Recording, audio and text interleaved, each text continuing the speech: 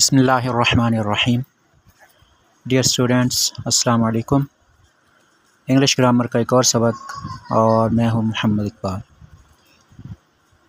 इससे पहले हमने प्रेजेंट टेंस की जो अक़साम पढ़ी हैं वो प्रेजेंट इंडेफिनिट टेंस है, प्रेजेंट कंटिन्यूअस टेंस है और प्रेजेंट परफेक्ट टेंस है।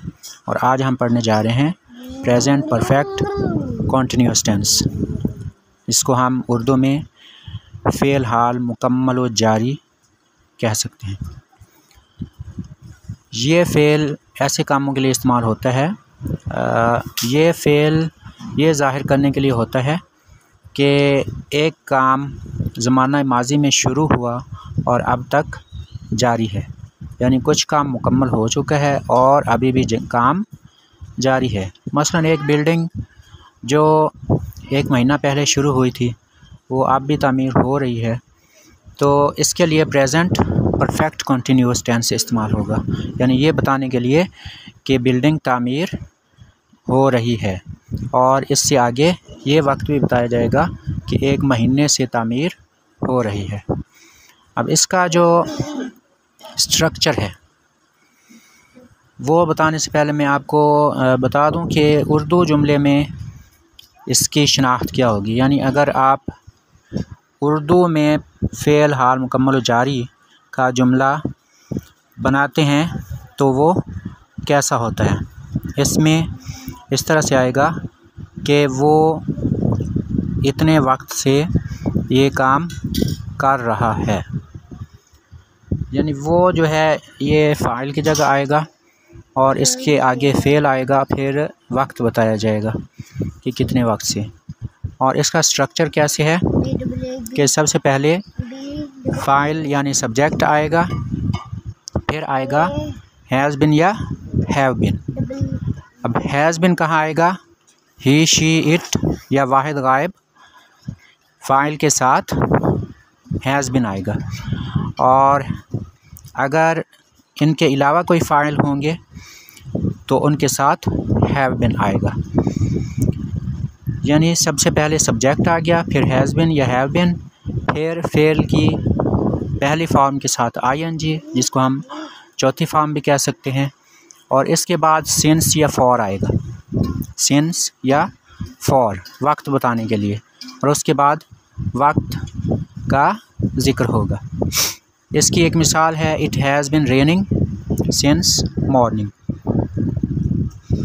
ये एक मिसाल है। यहाँ पर इट जो है ये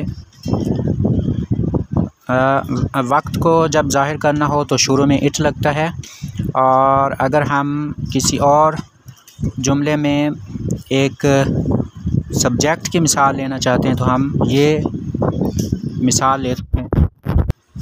हम एक पूरे सब्जेक्ट की मिसाल लेते हैं। I have been learning this poem since morning. इसमें आई जो है सब्जेक्ट है, हैव बिन आया इसके आगे, जैसे मैंने स्ट्रक्चर में बताया था। लर्निंग ये फ़ेल की पहली फॉर्म के साथ आईएनजी आ गया है।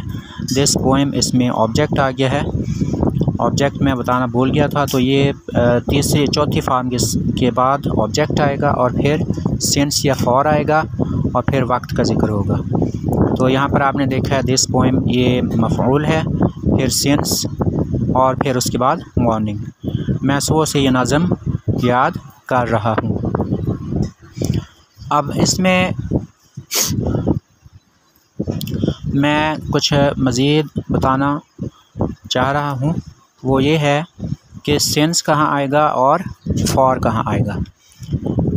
चूँकि मैंने ख़ुद भी इसको जब सीखा तो मुझे कुछ इसके समझने में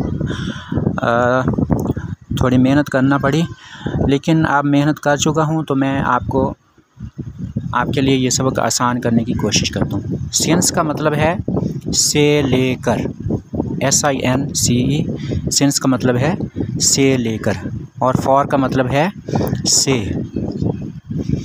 तो जब आप ये मानी इसके उर्दू में याद कर लेंगे तो इंशाअल्लाह आपको सिंस और फॉर में फ़र्क करने में कोई दुश्वारी पेश नहीं आएगी।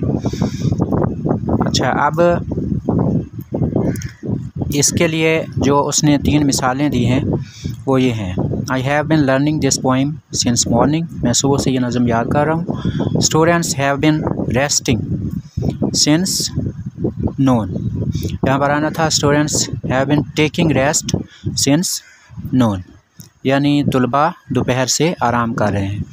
We have been reading the newspaper for an hour, मैं एक अखबार पढ़ रहा हूँ 1 घंटे से। अब इसमें आपने देखा है सिंस जहाँ पर इस्तेमाल हुआ है तो वहाँ पर हम इस तरह से तर्जुमा कर रहे हैं, मैं सुबह से नज़म याद करना शुरू करके अब तक याद कर रहा हूँ। और इसी तरह से अगले जुमले में, स्टूडेंट्स वाले जुमले में, तुलबा दोपहर से लेकर, यानी दोपहर से आराम करना शुरू करके अब तक आराम कर रहे हैं। तो ये था हमारा आज का सबक। अगले सबक तक के लिए अल्लाह हाफ़िज़।